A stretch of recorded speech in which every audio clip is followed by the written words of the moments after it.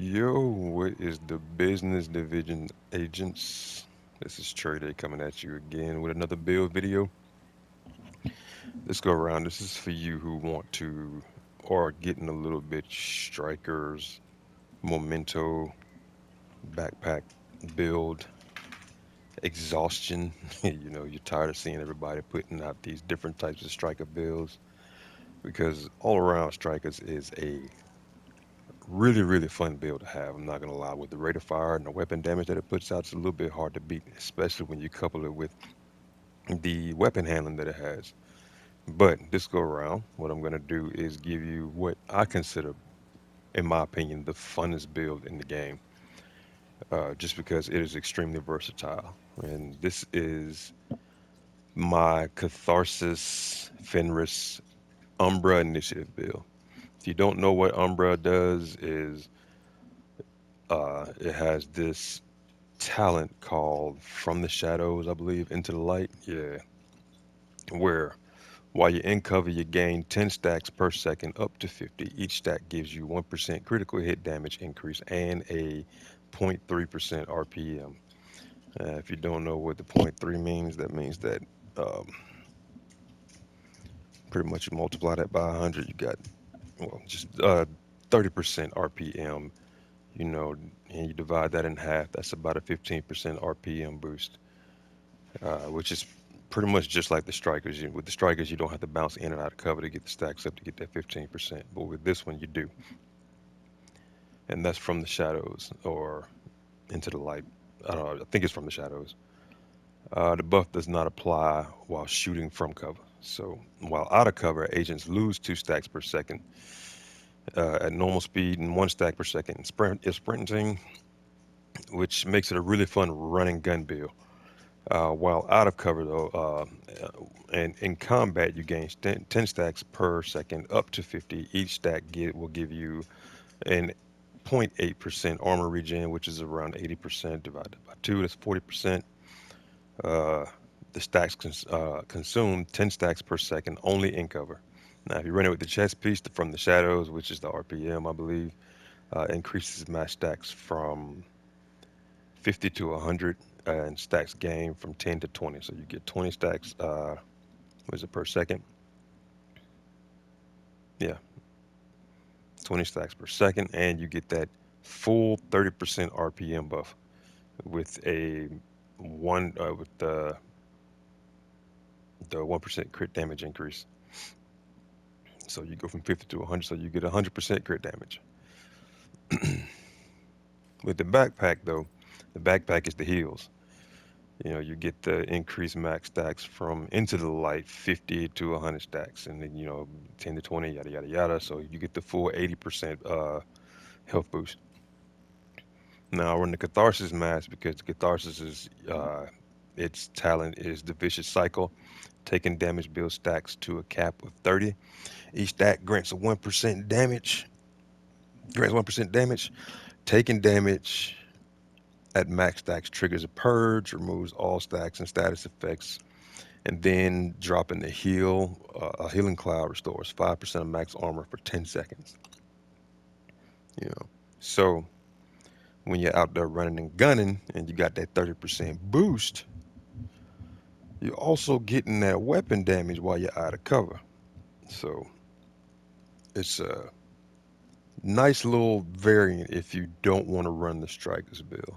Now, I do run mine a little bit different. I run it with the Eagle Bearer because you get that increase in your rate of fire, and then if you get the talent of tenacity procced along with the catharsis, you start seeing this increase in RPM and crit damage, and you get the tenacity buff. You're doing a lot of damage on top of the what is it, the heals, I believe I was trying to get to, or the catharsis weapon damage. You see that the agent is almost invincible if you can get those 3 kills. I'm not gonna lie, it's a really fun build to have. And this is if you're like getting fatigued with strikers memento. I'd usually run mine on this build if you're running it solo in PvE. Like I said, it's a fun PvE build. PvP is a little bit tricky just because most of the agents are doing throwing seeker mines or stickies or whatever to pop you out of cover, so it's a little bit impractical in PvP. I'm not gonna lie. That's why Strikers is huge in PvP versus this because it's really hard to get the buff and keep the buff. Once you get it, the RPM is there for a pretty long time, and it goes down over time. If you're sprinting, like you said, one stack loss per second. But getting in cover to get them heals when the Seeker Mine coming at you and it pops you out, it's a little bit frustrating, especially when sometimes the prop Will you? doesn't activate until you are a second out of cover. Now I run mine with the Eagle Bearer, like I said, for that tenacity prop. But St. Elmo's is a decent option.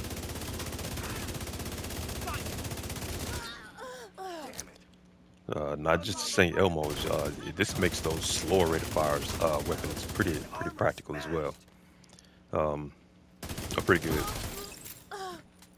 Like the tactical MK16, that's really good with this build. Um, Another one could be the AK-47, but I don't like the AK-47's stability.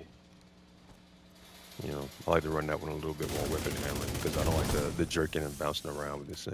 And also, unlike the my Striker's Memento build, you don't have to run around picking up all the trophies. Uh,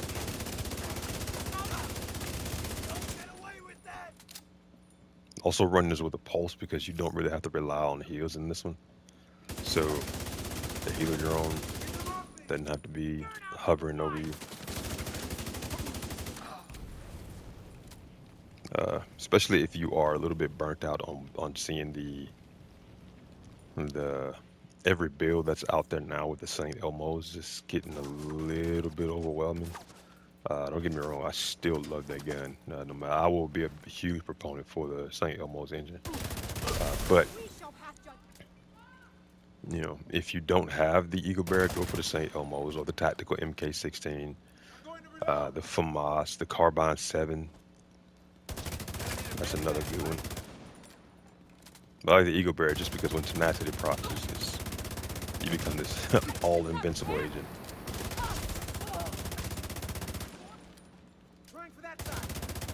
And the heals when you get into cover, it mitigates a lot of the tenacity damage.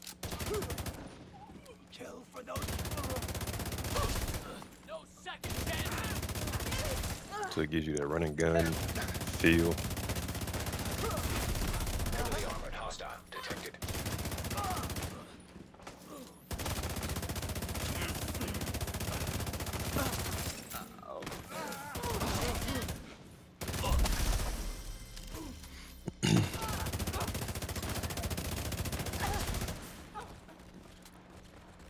See, that guy was shooting me with a shotgun the entire time behind me because tenacity was proc. Oh no! Saw that purge hit. I was supposed to have been shocked again.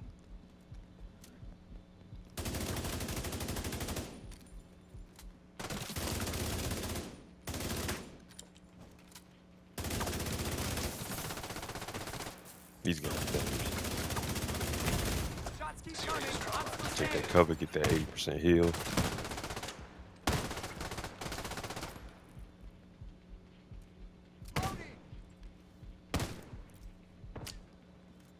Sorry, I'll just swap and take care of him.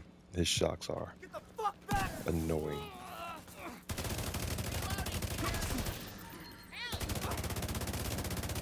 But like I said, this build is really fun to play with.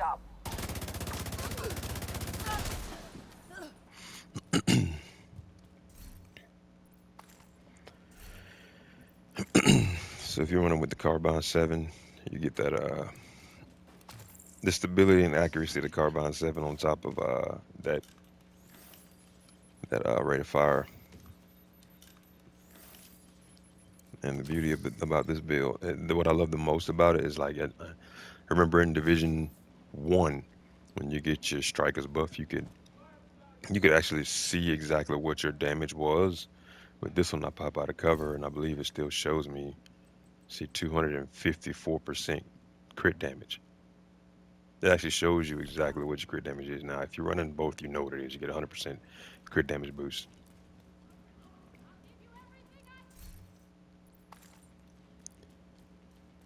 But this is my fun alternative to your strikers, Memento, St. Elmo's, uh, Reinforcements incoming. Bill. Like I said, that this Incoming build's hostiles detected. talent coupled with tenacity makes it a really fun alternative. The heals are good, but like I said, this is all PvE. PvP sometimes is more beneficial to run it a completely different way, just because, like I said, the whole thing stems around you popping in and out of cover. If you want to get the heals, you know, staying out of cover, running and gunning and popping in, sometimes the chest piece might not be what you want to run. You want to run the backpack, that's fine. If you just want to deal with the 15% uh, heals, RPMs that you get on top of the trying to get the 80% heals, run the backpack. If you want to get the full RPM buff, run the chest piece. If you just want to do 15 and 15 or 15 and 40, sorry, you don't have to run either. You can run vigilance. You know, who is this? See, I had tenacity proc, boom, boom, got that damage mitigated. It's like in tenacity was never there. Now, if you run this with, if you see, I have the scanner pulse. If you are running directives, Heavily armored running the hostiles scanner pulse detected. is good, especially with fog of war, because you don't really need a healer drone or any type of heals as a secondary skill. Where are these guys coming from? Immediate medical assistance needed.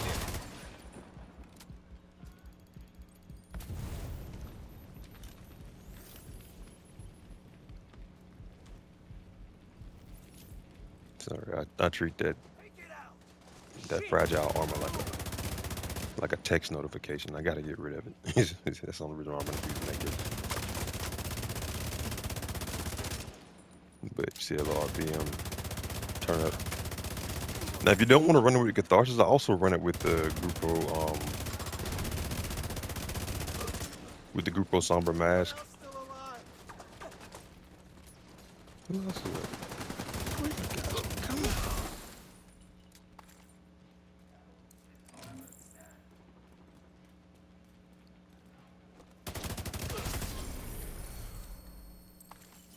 No, running with the Grupo Sombra. That's pretty. That's another alternative that you can rock. It's pretty straightforward. Um, Supply room access wait, is that unlocked. oh my God! Why do these guys always appear?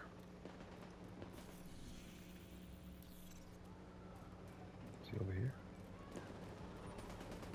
Not sure we would have made it without you.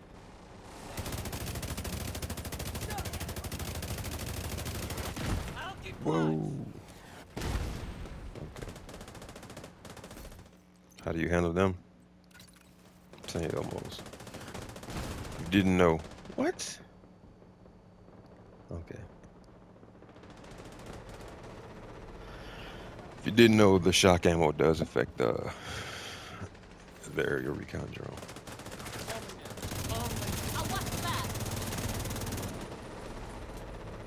Oh, now he runs.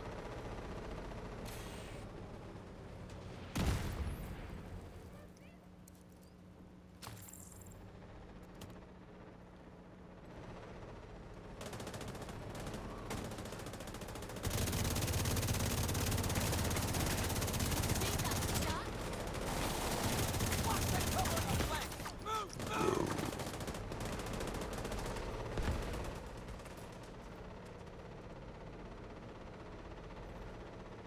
These are the most cheesy. Let's see. Put on that Grupo Sombra to show you.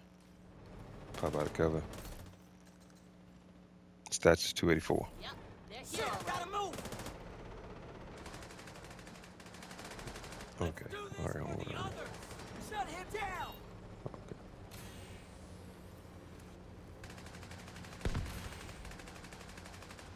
This is the most annoying NPC in the entire game. Like it pops up out of nowhere and it shoots sometimes 4 to 5 freaking missiles at you, There depending on you how go. weak it is, and it is extremely powerful. Try to be quick. And it gets out of your perspective sometimes just to get the damage done to you. But I will say, if you watched my video of me doing Roosevelt where my entire team went down and I had to do it by myself, you hit that weak point Serious and trauma if you look at detected. it, it dropped down just to get the damage. It's been sitting up there the entire time and it dropped down just to shoot me. Gotta reload quick. I'll cover you. I see movement over there. Got cover. You have to get out.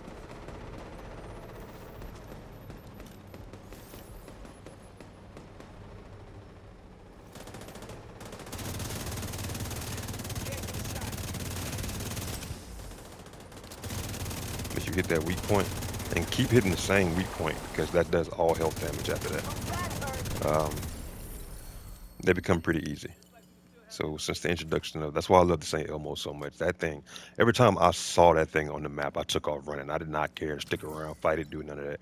I was like, nah, nah. You're like, oh, that's more XP. Nah, forget all that. I can do without it because the more you kill, the more they pop up on your map. So, but I'm sorry to turn this build video into something a little bit longer. But like I said, this is my EB Umbra Catharsis Fenris build. It is really really fun to play with. If you are that running gun type and you want something in PvE where you can just pop in and out and get a little Another what? nice little chunk of boost, like this is it for you. If you don't have the EB, I'm not gonna lie to you, the Chameleon is another great alternative. The Because not only do you get the buff from the Umbra Initiative, but Adaptive Instinct kicks in. It's really really fast. I can do. Agent Let in me see how need much of time I backup. got left on this one. This video is already 17 minutes long. I'm not going to go any further. But adaptive instinct kick in. You get that headshots, 30 headshots. Boom, you got a 50% critical hit damage boost. So if I run it with my Grupo Sombra, where it's 284, was it 284 crit damage? I believe so. But then you get 334 of the crit damage just off of the headshots. You land 75 body shots, which with the Umbra Initiative is completely easy to get left and right. You get a 90% weapon damage boost if you run with Catharsis. You get that 90% plus the 30%. Then you got 120% weapon damage from Adaptive Instinct. I really don't do the leg shots, but still, 100. If you ever seen Chameleon with the reload speed, holy crap! And you couple that with if you're running like Ninja Bike with the Fenris, you get another. I think it's 15%, 20% reload speed. You know, so what is it, 170%? That was 100. Yeah, 150 plus. That 20% is 170% reload speed for 45 seconds. So that's what the buff is. 45 seconds of all that makes the Chameleon extremely viable with the Umbra Initiative. You can run it with FAMAS, Kingbreaker, whatever it is, Carbine 7, you see Police M4. But yeah, if you're getting a little bit sick of the Strikers Memento, this is the build I try out. It's really fun. I run it with the chest piece and backpack, so that's just me. Run it how you choose. Let you decide if you feel like it's better just without the chest piece or without the backpack or without both. Let me know. Either way it go. This is that build. I wouldn't say take it into a legendary because legendaries are completely different. You got the drones popping you out of cover. You got the the heavies pushing up on you, but it still can be done in legendaries. I would go more survivability if you do a legendary with it, because the drones and the grenadiers are they're a meme all in themselves. They are so cheesy and so unfair. Uh, it's ridiculous how quickly they can throw up their drones once you destroy them. Like they have the greatest technicians on earth. But there's neither here nor there. But this is the build I would run. You can run it with, like I said, the Chameleon Eagle Bearer, or the St. Elmo's. If you don't have the Eagle Bearer, go to St. Elmo's. If you don't have the St. Elmo's, or you tired, your St. Elmo's out, you're just exhausted from it, go with the Chameleon. You can't. Chameleon is that up close and personal uh, run and gun weapon in PvE. The stacks build up really fast based on the Umbra's RPMs. But like I said, that's just me.